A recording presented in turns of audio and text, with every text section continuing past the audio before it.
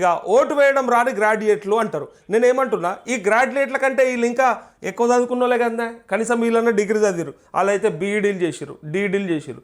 బీఈడీలు చేసి మరి TET pass అయ్యి తర్వాత టీచర్ కొలువులు ఎక్కిన వాళ్ళు. మరి ఆ టీచర్లు వేయడం రాని పరిస్థితిలో ఉన్నారు వీళ్ళంతా కూడా.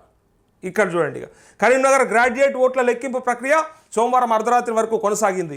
మంగళవారం రాత్రి వరకు అభ్యర్థుల గెలుపు ఓటంలపై స్పష్టత రానుంది. 3 రోజులు పడుతుంది. నేను నిన్ననే చెప్పిన, మినిమం 3 days పడుతుంది. ఓట్లని ఫస్ట్ సపరేషన్ చేయాలి. ఎవరెవరు అంటే పోలైన ఓట్లల్లో మరి ఏవి పనికొచ్చేటి ఏవి పనికిరాని కొంతమంది టిక్కులు పెట్టేసిరట.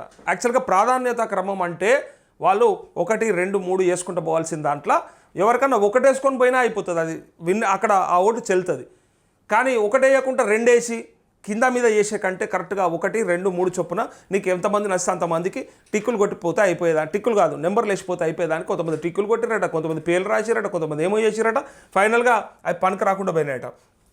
అయితే ఇవాళ ఒక ట్రెండ్ తెలిసే అవకాశం ఉంది. ఇవాళ ఒక ఛాన్స్ ఉంది ఏంటంటే సాయంత్రం కల్లా కొన్ని రౌండ్లు లెక్కింపు అవుతుంది. ఆ లెక్కింపులో తెలిసిపోతుంది మరి ఎవరికి గెలిచే ఛాన్స్ ఉంది, మరి ఎవరి వైపుగా పట్టభద్రులు ఉన్నారు అనే విషయాన్ని ఇలా కొంత ఒక అంచనాకి రావచ్చు తప్ప పూర్తిగా నిన్నైతే ఓన్లీ సపరేషన్కే టైం తీసుకున్నది. ఇవాళ ఎంతో కొంత ట్రెండ్స్ తెలిసే ఛాన్స్ ఉంది. ఫైనల్ రిజల్ట్ అనేది రేపే, ఇక పక్కా ఫైనల్ రిజల్ట్ అనేది రేపే. అయితే అర్ధరాత్రి వరకు ఇవాళ మంగళవారం రాత్రి వరకు అభ్యర్థుల గెలుపోవడంపై స్పష్టత రానుంది. మొత్తం 2.5 లక్షల మేర ఓట్లు పోలవగా చెల్లినవి చెల్లని ఓట్లను వేరు చేసే ప్రక్రియ కొనసాగుతుంది. గ్రాడ్యుయేట్ ఓటర్లలో కనీసం ఓటు వేయడం రాని వారు ఉన్నారని ఓట్ల లెక్కింపు సమయంలో బయటపడింది అంటూ ఎంతసేపు గ్రాడ్యుయేట్లను, నేను కూడా అన్న గ్రాడ్యుయేట్లను, కానీ టీచర్లే ఉన్నారు, చదువు చెప్పే టీచర్లే ఉన్నారు. ఏదో అంటారు కదా, చదివినోడు కీకరకాయ, చదవనోడు కాకరకాయ అంటే చదివినోడు కీకరకాయ అన్నాడట. అట్లున్నది ఇలా పరిస్థితి. కీకరకాయ కాకరకాయ కథనే ఉన్నది వీళ్ళది. బాగా చదివి ఏం చేసిరంటే లాస్ట్కు ఓట్లు గట్ల వేసిరట. బయటపడింది. కరీంనగర్ గ్రాడ్యుయేట్ సెగ్మెంట్లలో వేల సంఖ్యలో చెల్లని ఓట్లను గుర్తించారు. సోమవారం రాత్రి వరకు దాదాపు 12,000 వరకు చెల్లనివిగా గుర్తించారంటూ 12,000 ఓట్లు చెల్లనివిగా కరీంనగర్ సెగ్మెంట్ల. ఇది కరీంనగర్ సెగ్మెంట్ అంటే మరి ఎవరి కొంప ముంస్తుందో, ఇది ఓల్డ్ ఒకలేదు కొంప ముంస్తుంది. చెల్లని ఓట్లు 12,000 అంటే మామూలు విషయం కాదు. ఎవరిదన్నా గెలుపోవటంలోని నిర్దేశించే ఓట్లు అవన్నీ. కాబట్టి కరీంనగర్కి ఎవరికి పట్టుందో వాళ్ళ పట్టు కోల్పోయినట్టు, ఒకవేళ ఆలకు పడే ఓట్లు అయ్యి ఉంటే మాత్రం. సో అందుకే ఫలితంగా గ్రాడ్యుయేట్ల తీరుపై తీవ్ర స్థాయిలో విమర్శలు వ్యక్తమవుతున్నాయి. డిగ్రీ చదివి కనీసం ఓటు కూడా వేయడం రాదా అంటూ సోషల్ మీడియాలో విమర్శలు వెల్లువెత్తుతున్నాయి. మరోవైపు 2.5 లక్షల ఓట్లకు తగ్గట్లుగా కౌంటింగ్ టేబుల్స్ ఏర్పాటు చేయడంలో అంచనా మిస్ అయిందని ఆరోపణలు ఉన్నాయి. 21 టేబుల్స్ మాత్రమే వేయడంతో ఓట్ల లెక్కింపులో జాప్యం జరుగుతుందని సమాచారం. చెల్లని ఓట్లు ఓవైపు, చెల్లిన ఓట్లతో 50% వచ్చే వరకు ఓట్లను లెక్కించాల్సి ఉంటుంది. దీనికి తోడు 56 మంది అభ్యర్థులు బరిలో ఉండడంతో బ్యాలెట్ పేపర్ పెద్ద సైజులో ఉంది. ఏ అభ్యర్థికి ఎక్కడ ఓటు వేశారో పరిశీలన చేయాల్సి ఉంది. అంటే ఏ అభ్యర్థికి ఎక్కడ వేశారో పరిశీలన చూడాల్సి ఉంటుంది.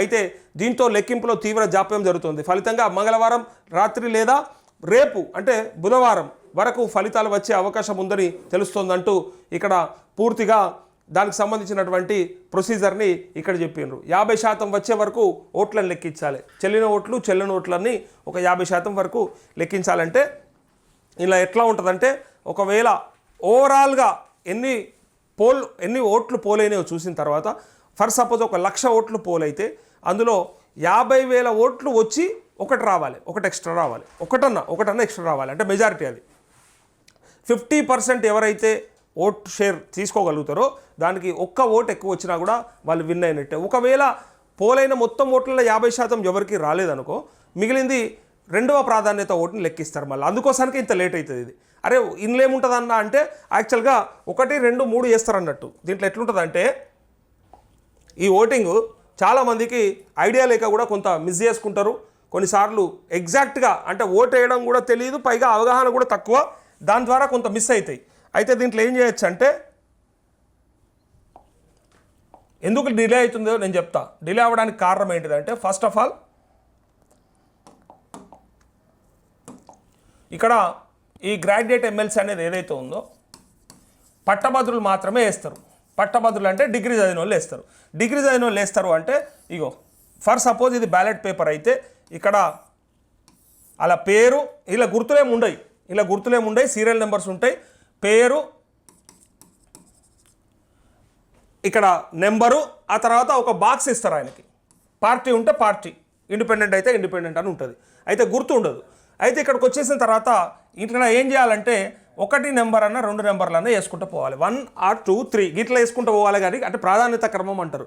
అది విడిచిపెట్టి వాళ్ళు ఏం చేశారంటే ఫర్ సపోజ్ ఇక్కడ ఒక 2 నేమ్ ఉందనుకో, ఇది ఇంకో బాక్స్ ఉంది, ఇక్కడ 3 ప్లస్ పేరు, ఇక్కడ ఇంకొక బాక్స్ ఉంది, 4 ఇక్కడ పేరు ఒక బాక్స్ ఉంది. అయితే వీళ్ళు ఏం చేయాలంటే ఫర్ సపోజ్ నాకు పలానా రాజయ్య నచ్చిండు అనుకో, పలానా రాజయ్య నచ్చితే ఆ రాజయ్య ముందర ఒకటి పెట్టాలి. ఫస్ట్ నువ్వు ఓలకి వేయాలనుకుంటున్నావు. ఫస్ట్ ఇది ఎట్లుంటుంది అంటే చిన్నప్పుడు పిల్లలు ఆడుకున్నట్టు అన్నట్టు. అరే నువ్వు కోరుకోరా అంటే ఫస్ట్ క్రికెట్ ఆడేటప్పుడు కానీ ఏదైనా ఆట ఆడేటప్పుడు మనం చిర్రగొని ఆడితే కానీ లేకపోతే ఏదైనా దెబ్బల బాల్ ఆడితే కోరుకుంటాం చూడు, ఆ ఫస్ట్ నాకు ఇది కావాలంటాం చూడు, అట్లా ఫస్ట్ ఒకటి కోరుకుంటా. ఆ ఫస్ట్ తర్వాత సెకండ్ ప్రియారిటీకి వెళ్ళొచ్చు, మళ్ళీ నీకు అవకాశం ఉందన్నట్టు. దమన ఈయన గెలవకపోతే ఈయన కాకపోతే మళ్ళీ రెండోది ఓలకేస్తావు అంటే ఇగో రెండోది పలానా ఎల్లయ్యకేస్తా అని చెప్పి పెట్టుకోవచ్చు మనం. ఇట్లా అవకాశం ఉంటుంది. కొంతమంది ఇట్లా వేస్తే సరిపోయేదానికి తెలవక ఆయనతో టిక్కులు పెట్టిరట, ఆయన రైతు బంధు రాదని పెట్టిండట, ఒకళ్ళు రైతు రుణమాఫీ కాలేదని పెట్టిరట. సరే అదేదో జరిగింది. అయితే టిక్కులు పెట్టినా తప్పే, 1 2 పెట్టినా 1 2 పెడితే కరెక్ట్. యాక్చువల్గా 1 పెట్టి మళ్ళీ ఇక్కడ కూడా 1 పెడితే అది చెల్ల నోటి కింద వస్తుంది. గట్లా ఇది ఎంతోమంది అవేర్ చేసిర్రు. నేను మళ్ళీ సరే మన దాంట్లో మొత్తం ఛానల్ రైతులే కదా అని చెప్పి నేను చెప్పలేదు, కానీ చాలామంది అవేర్నెస్ ఇచ్చిర్రు. చాలా బయట ఎప్పటి నుంచి ఎన్రోల్మెంట్ జరుగుతున్నప్పటి నుంచి చెప్పారు అనమాట. సో 1 పెట్టినా తప్పు అవుతుంది, ఇక్కడ 2 పెట్టినా తప్పు అవుతుంది, ఒక్క నెంబర్ను డబల్ టైం వేసినా తప్పు అవుతుంది. దానికి బదులుగా సింపుల్గా నువ్వు ఓలకు కావాలనుకుంటున్నా వాళ్ళకు 1 నెంబర్ వేస్తే అయిపోయేదానికి పీడబోతుండే కదా. మొదటి ప్రియారిటీ కింద ఆయనకి వెళ్ళిపోతుంది కదా. నీకు ప్రియారిటీ వేయడం చేత కాకపోతే సింపుల్గా ఎవరికో ఒకరికి సింగిల్గా నీకు నచ్చిన ఆయనకి వేసుకుంటే అయిపోతుండే. 1 2 3 అని వేయాల్సిన దాన్ని ఇక లాస్ట్కు ఆ ఒకటే వేసిపోయినా అయిపోతుండే. కానీ మళ్ళీ ఓన్లీ 2 వేస్తే కూడా మళ్ళీ పోతుంది ఓటు. నువ్వు మొదటి ప్రాధాన్యత వేయకపోతుంది, కానీ 2 వేస్తే ఎట్లా తీసుకుంటుంది. అందుకే 1 తర్వాత 2 వేయాలి, 2 తర్వాత 3 వేయాలి. కానీ అది విడిచిపెట్టి సరిగ్గా వేయకపోవడం వల్ల ఈ ఓట్లు కింద మీద అయిపోయినాయి. ఈ కింద మీద అయిపోతే ఇంకా అసలు ముచ్చట ఏంటంటే ఫర్ సపోజ్ 1,00,000 ఓట్లు ఉన్నాయనుకో, 1,00,000 ఓట్లు అభ్యర్థులందరికీ గెలిచి పడ్డాయి, పోలైన ఓట్లు అంటే చెల్లిన ఓట్లు. ఫర్ సపోజ్ ఫస్ట్ ప్రాధాన్యత మొదటి ప్రియారిటీ ఏదైతే ఉంటుందో ఈ priority vote, first priority vote ఒక 50% రావాలి. 50% అంటే 1,00,000 ఓట్లలో 50,000 ఓట్లు వచ్చి ప్లస్ 1 ఓటు రావాలి ఆయన గెలవాలంటే. ఇట్లా ఇది ప్రాధాన్యత క్రమంలో ప్రియారిటీ ప్రకారం వాళ్ళకి రావాల్సిన ఓట్ షేర్. అయితే ఇది రాదు కొంతమందికి. ఫర్ సపోజ్ మనిషిని మంచుకోగా 50% రాదు.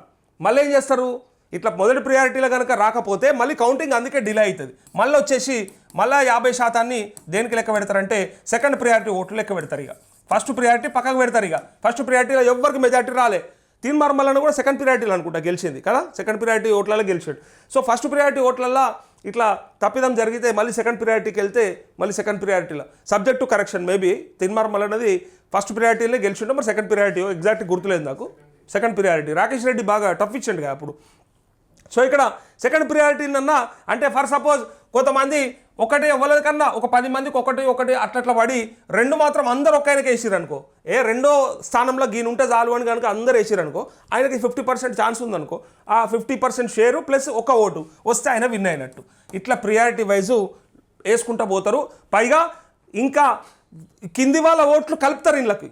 ఎలిమినేషన్ కింద అవతల వాళ్ళు ఎవరైనా కింద ఉంటే లాస్ట్లో ఉంటే వాళ్ళని ఎలిమినేట్ చేసుకుంటా ఆ ఓట్లు తీసుకొచ్చినలా యాడ్ చేసుకుంటూ వస్తుంటారు. సో దీని ప్రొసీజర్ అంతా చాలా డిఫరెంట్గా ఉంటుంది.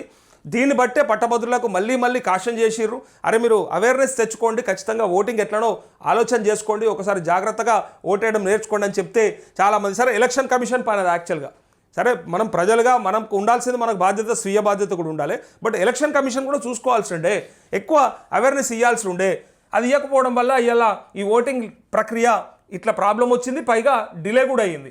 చాలామందికి అక్కడికి వెళ్ళిన తర్వాత ఏం చేయాలో తెలియక కూడా వచ్చిర్రు. నేను చూసిన చాలామందికి ఏం చేయాలో తెలియకుండా పోయి వచ్చినా అని చెప్పారు. అరే ఎవరిని అడగచ్చు కదా పక్క పుంటని, అంటే డిగ్రీ చదివిన రాబోయే గీ ఓటేసి అడుగుతుండ్రు అని ఫీల్ అవుతారేమో అని కొంతమంది అడగని కూడా అడగలేదట. చక్కగా పోయిరట, లోపల పోయి ఏం చేయాలో తెలియక అట్లే మడత పెట్టేసి వచ్చిరట. కొంతమంది అట్లేసి వచ్చిర్రు. యాక్చువల్గా అక్కడ ఒక పెన్ను పెడతారు, ఆ పెన్నుతోనే రాయాలి, నీ జేబులో పెన్ను కూడా వాడొద్దు. అట్లా రకరకాలవి ఉన్నాయి. సో అందుకోసమే వాటన్నిటిని కూడా ముందు మనం ప్లాన్డ్గా పోయి ఉంటే బాగుండేది. మరి అభ్యర్థులు కూడా చాలా మట్టుకు ఎన్నోసార్లు అప్పటి నుంచి ఎన్రోల్మెంట్ చేపిస్తున్నప్పటి నుంచి కూడా చెప్తా ఉన్నారు, ఓటింగ్ సరళి ఇట్లా ఉంటుంది, ఓటింగ్ ప్రక్రియ ఇట్లా ఉంటుంది, నేర్చుకోండి, తెలుసుకోండి, ఈ ప్రకారంగా ఓట్లు వేయండి అని చెప్పన్నారు. అయినప్పటికీ కూడా చాలామంది ఓట్లు చెల్లకుండా వేసిరట. సరే నేనేమంటున్నా అంటే పట్టభద్రులు కాదు, ఫస్ట్ టీచర్లే చక్కగా వేయలేదు కదా, అది ఇంకా దారుణం. అది అయితే దీని గురించి ఒక వార్త వచ్చింది. ఓటు పట్టని భద్రులు అంటూ కరీంనగర్ ఎమ్మెల్సీ ఎన్నికల్లో చెల్లని ఓట్ల నమోదు, షాక్ అయిన కౌంటింగ్ సిబ్బంది, పట్టభద్రులకు ఓటు హక్కు తెలియదా, ఆశ్చర్యపోయిన మంత్రి శ్రీధర్ బాబు అంటూ కరీంనగర్ పట్టభద్రుల ఎమ్మెల్సీ ఎన్నికల లెక్కింపు సమయంలో షాకింగ్ నిజాలు బయటపడ్డాయి. బ్యాలెట్ బాక్స్లో చెల్లని ఓట్లు అధికంగా ఉన్నాయి. దీంతో ఎన్నికల లెక్కింపు అధికారులు నివ్వెరపోయారు. అయితే వేల సంఖ్యలో చెల్లని ఓట్లు ఉన్నట్టు కౌంటింగ్ సిబ్బంది అంచనా వేశారు. గ్రాడ్యుయేట్లైన ఓటర్లు కూడా ఓటు హక్కు వినియోగించుకునే విధానం తెలియదా అని నోరెళ్లబెట్టారు. చెల్లని ఓట్ల వివరాలు తెలుసుకొని మంత్రి శ్రీధర్ బాబు కూడా షాక్ అయ్యారు. గ్రాడ్యుయేట్ ఎమ్మెల్సీ పరిధిలోని వివిధ ప్రాంతాల్లో 2.5 లక్షల ఓట్లు పోలైతే చాలా ఓట్లు చెల్లని ఉండడంతో పలువురు అభ్యర్థులు కూడా ఆందోళన చెందారు. కౌంటింగ్ ప్రక్రియపై మంత్రి శ్రీధర్ బాబు ఆరా తీశారు. చదువుకున్న వాళ్ళకు కూడా ఓటు ఎలా వేయాలో తెలియకపోవడం దురదృష్టకరమని మంత్రి శ్రీధర్ బాబు వ్యాఖ్యానించినట్టు సమాచారం. అభ్యర్థుల ఆందోళన నేపథ్యంలో కౌంటింగ్ కేంద్రం వద్ద పోలీసు బందోబస్తును మరింత ఏర్పాటు చేశారు అంటూ ఇక్కడ శ్రీధర్ బాబు నోరు తెరిచిండట. నోరు తెరిచే బదులు మరి ప్రభుత్వం నుంచి మరి ట్రైనింగ్ అన్నా ఇవ్వాల్సింది, కనీసం అవేర్నెస్ అన్నా చెప్పాల్సింది, క్యాంపులన్నా పెట్టాల్సింది, లేదంటే పట్టభద్రుల కోసం ఏమన్నా ఒక 4-5 వీడియోలన్నా రిలీజ్ చేయించాల్సింది. మరి చేయించాల్సింది కదా, చేయించకుండా ఇలా ఇట్లయింది అట్లయిందంటే మరి జరుగుతాయి. అట్లాంటప్పుడు ఆ జరగకుండా చూసుకోవాల్సిన బాధ్యత మీ పైన ఉంటుంది. ఫస్ట్ ప్రభుత్వం పైన, ఎలక్షన్ కమిషన్ పైన. ఎలక్షన్ కమిషనే చూసుకోవాలి. యాక్చువల్గా నిలబడ్డ అభ్యర్థులన్నా ఇంకా స్పీడప్ చేయాల్సి ఉండే.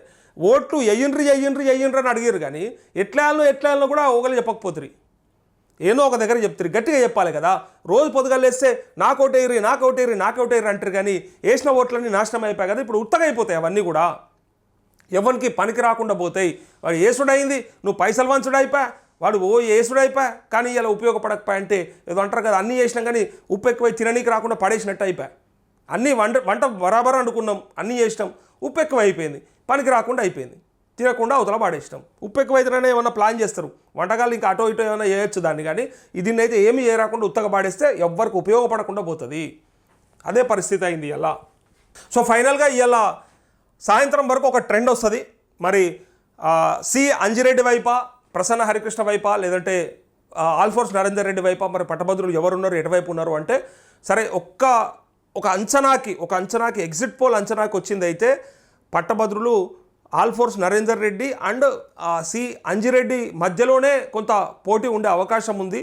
సో కొన్ని జిల్లాల్లో, అంటే ఉమ్మడి జిల్లాలు కాబట్టి కొన్ని జిల్లాల్లో మాత్రము ఇట్లా వీళ్ళిద్దరి మధ్య ఉంటుంది. కొన్ని జిల్లాల్లో ప్రసన్న హరికృష్ణ ఖచ్చితంగా ఆయన ఇంపాక్ట్ చూపిస్తాడని అంటూ ఉన్నారు. మనకు మధ్యాహ్నం తర్వాత స్టార్ట్ అయిన తర్వాత ఒక ట్రెండ్ తెలుస్తుంది. ఆ ట్రెండ్ ప్రకారం మనం సాయంత్రం చెప్పుకోవచ్చు ఎవరు గెలిచే ఛాన్స్ ఉందో ఇవాళ తెలిసిపోతుంది మనకి.